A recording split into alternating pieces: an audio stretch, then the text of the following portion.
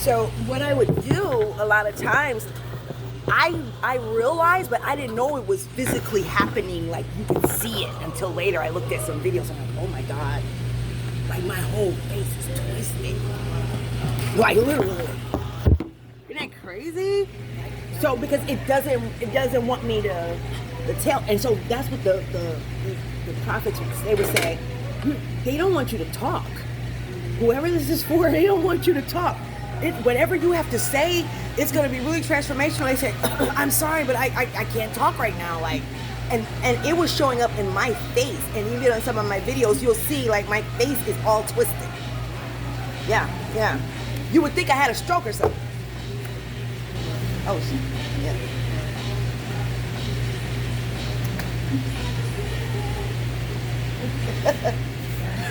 Anyway.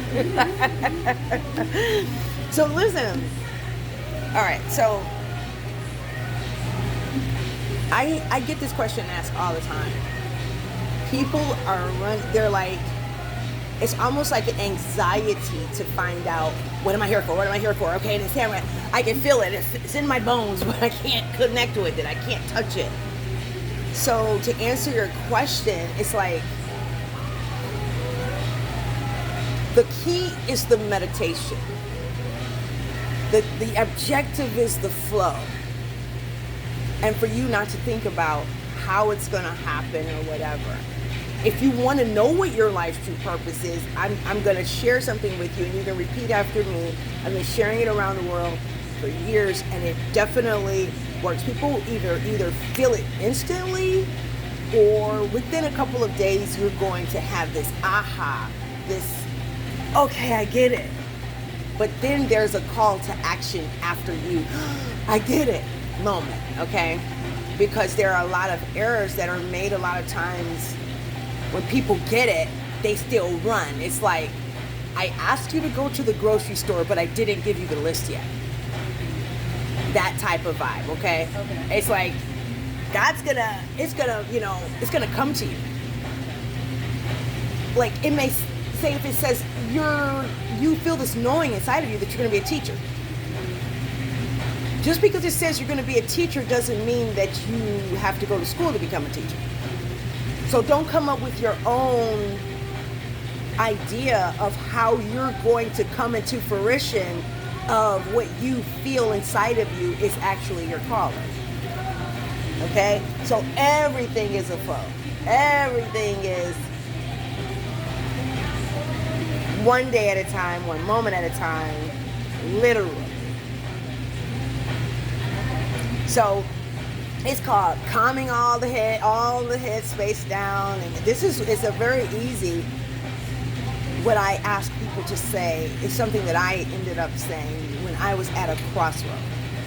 Right before the recession, really, well, it had hit. And I couldn't stop crying for like a whole week. I told my assistant, hold my appointments. I can't. It was like I was feeling dead almost, right? Didn't understand why. I didn't know that I was in this process of transition, I was getting ready to embark on the process of going through the pregnancy experience, if you would, or climbing from one mountaintop to the next, because I didn't ask to go to the mountaintop I was at, let alone to be going to a higher one, right? To pay the price for that, okay? So, as I was crying, driving down the street with sunglasses on a rainy day, literally, Spirit told me in scripture, and I think it was, that's a shame I have to always think about him. I think it's Proverbs 3:16. I think it's Proverbs. I don't know what that is in my ear. Proverbs 3:16.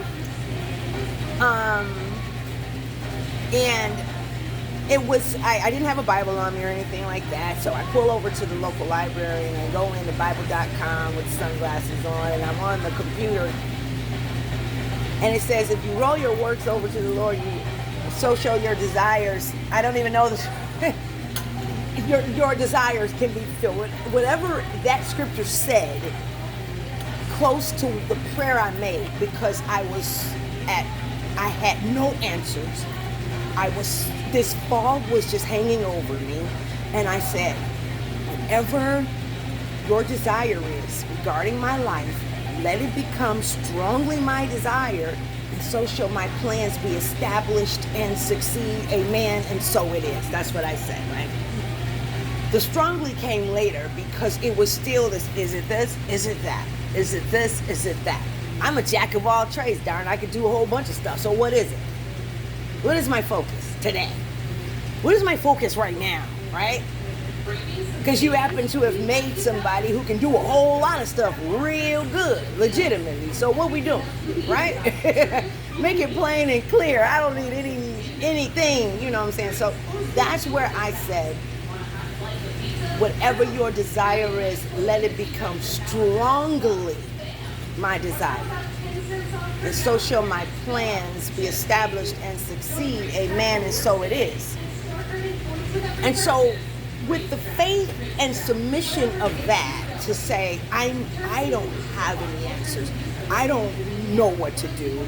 And I need you to clarify this for me. Like, please, come on now, you know. When I did that, I felt somewhat of a peace. People always say they felt peace. My son and my daughter, I guided them to that. I didn't tell them, even though I have insight of what people are to do. I may have insight of what your end looks like, but I'm not going to tell you. I'm going to lead you to the process that it takes for you to get there and to discover yourself. Then we can talk about it, right? So when you'll be able to, say that, let it go.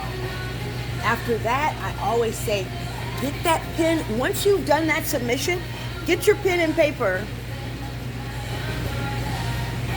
And in this quiet space of serenity, write down what it is that your vision. What is your vision? As we were talking not too long ago, let it be grandier than the grandiest, so whatever it is. But the vision, what is your vision for yourself? What is the vision for your community? What is the vision for the world? What is, but that'll come, but I want you to focus on what is the vision for you. And don't put any limitations on it. Don't say, well, that's too much. I don't think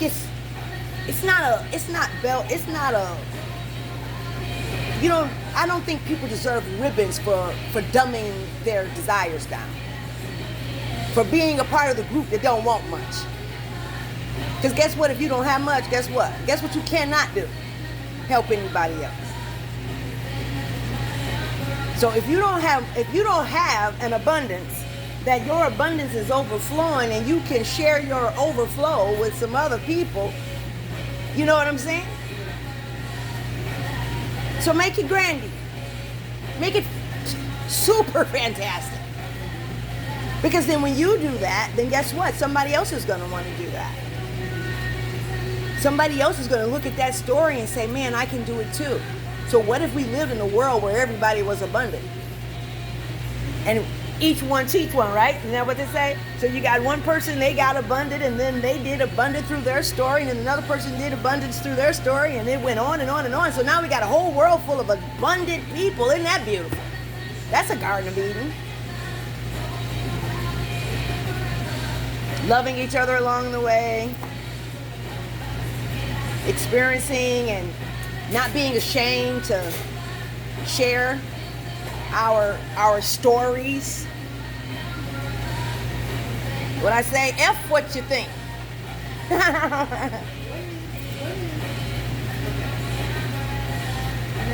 since my experience that I had on psychedelics, I experienced God consciousness, but I don't know.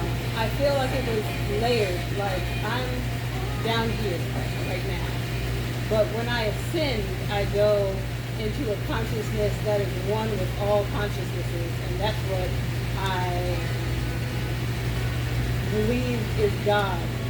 So I have a hard time with biblical terminology when it talks about God as being a separate from myself. Like, shouldn't I know these things already if this consciousness is already one with mine? Yeah, but you do know you have to remember. I was going to do that. See, only way I can remember is with psychedelics. But see, no. My husband is like, but you can do that through meditation. You don't need to do that through psychedelics. Okay, so let me explain something to you. Also, it's the matter of perspective of how we view ourselves. But because I'll tell you that, because that's like where I could go with that is a graduated level of consciousness, and I don't want to confuse you, right? Okay. So what we're going to say here is, okay, I get it. I myself, as conscious as I am and had been, because there's levels to the consciousness, right? It's just levels to it. So I remember when they were talking about God is in you and all around you, but I could never picture that because of the way I had been taught. God is an external entity that yes, we have access to God, but my relationship with God was founded upon fear. As most Christians, it's founded upon fear. Hell, nobody wants to go to hell. You know what I'm saying? So let's get it together. You know, let's all go to heaven if that's what we can avoid. So what I came to understand is this: God. Okay, as I'm going to share it to you like this. It's going to start off with a story. Don't be frustrated. I'll make it quick. I'm sitting at my desk at home, and out of the blue, the Spirit says to me, "There's no sin like you think." Oh my God. So now I'm thinking I'm losing it, and there's no way that God could have told me this, because now I've got questions, because why in the heck did Jesus die, right? So now we've got all these other questions that go along with it. And I'll answer that for the sake of the video at the end of the video, at the end of our conversation, I should say. So here we go. In this explanation, it explained a lot of things, because God said, imagine a pitcher of water on your desk. So I did. The water in that pitcher is me. I said, okay, that talking about it's God. Now imagine cups, bowls, glasses of different shapes and sizes beside this pitcher of water on your desk. And I pictured it. Then said, now take the water, take me and pour me in all of the cups and bowls of different shapes and sizes beside it. I said, okay, so I did in my mind. Then the Spirit said, nothing happened in the pouring of that to those cups and bowls in different shapes and sizes, and those represent all of you. So nothing happened. It didn't get contaminated. Nobody came and made me not purified or pure in that pouring. It's all me in there, right? I said, oh, okay. So you all have me in you. That's your first base. Now, we are all here. This could get so deep. But anyway, I'm going to making it simple.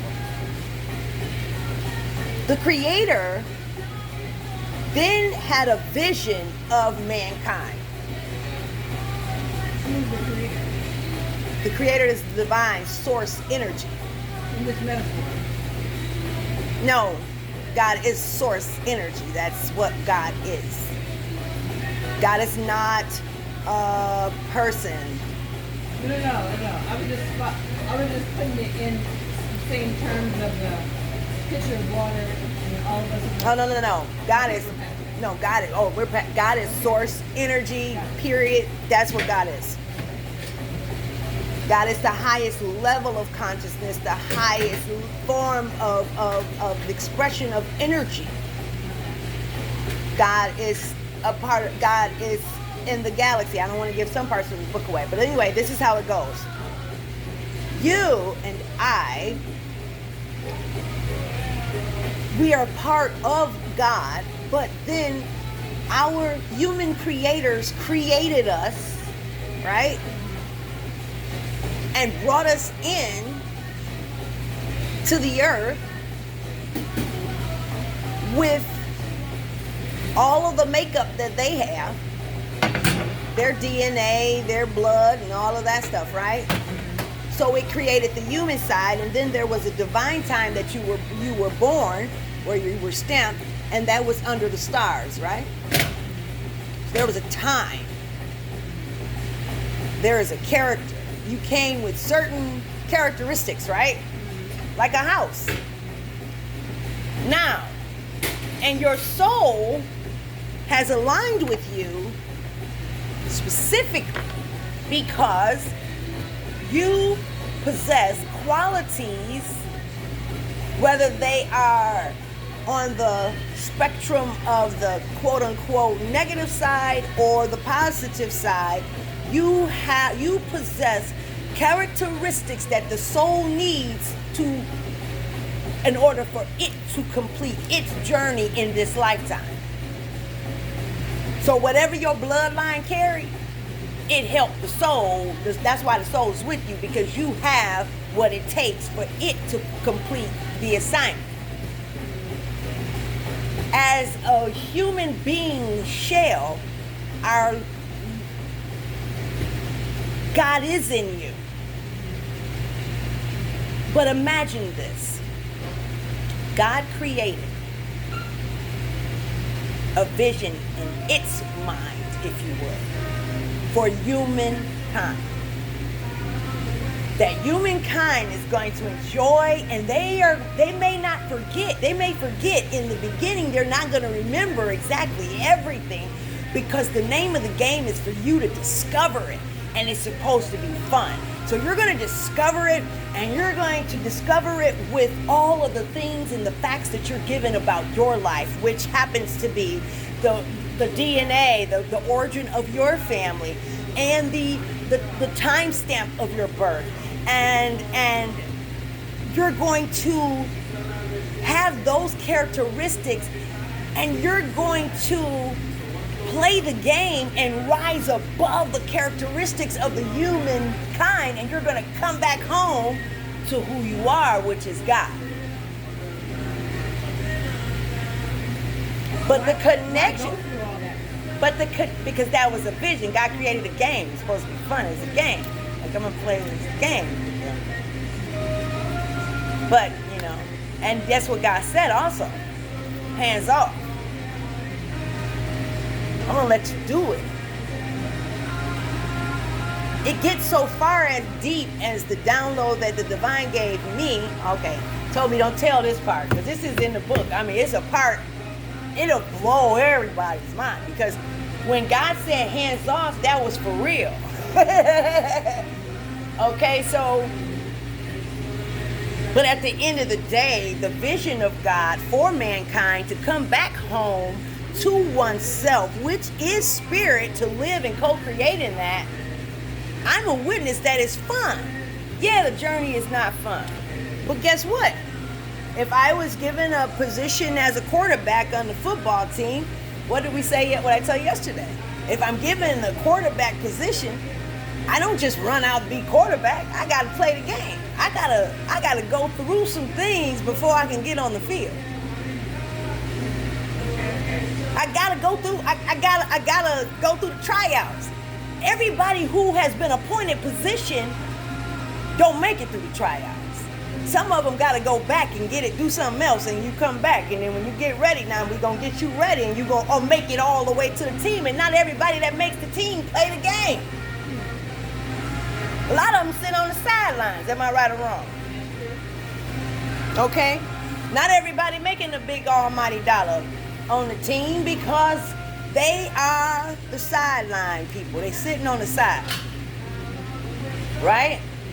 Not everybody can be a pioneer. Not everybody. But we are all God in the form of flesh. However, see, it gets so deep. Because there are entity energies, but it's important for us to understand. We are entity energies. The power that we have to create is so infinite, and we've been so ignorant to it. We have also created outside of the flesh and blood entity energies. There are entity energies that are created from anger. Entity energies are created from your thought. Right? Literally everything that we write and everything that we vision does come to pass. Literally. We are creating it. What we have not understood is that as a result of the centuries of bondage mentally, centuries of us not knowing who we truly were and not operating in that fact for centuries, we've created a whole lot of karma. We've not respected the freedom, the vulnerability, the happiness, the love, the nurturing aspects of ourselves, of what life offers, which is why it's so imperative for us to tell our stories, because that part causes for there to be an opportunity of connection, an opportunity of forgiveness of oneself, an opportunity of compassion and love, right? It gives us that opportunity. So we have to, to say in summary, one, God is in you. God is you. Jesus was not the exception, Jesus was the example. The example of what we are. Okay, so that's beyond that ability is what you have possible at your fingertips, and that beyond too is largely because of what your challenges are, not what are even more profound than what Jesus's challenges were. You know? So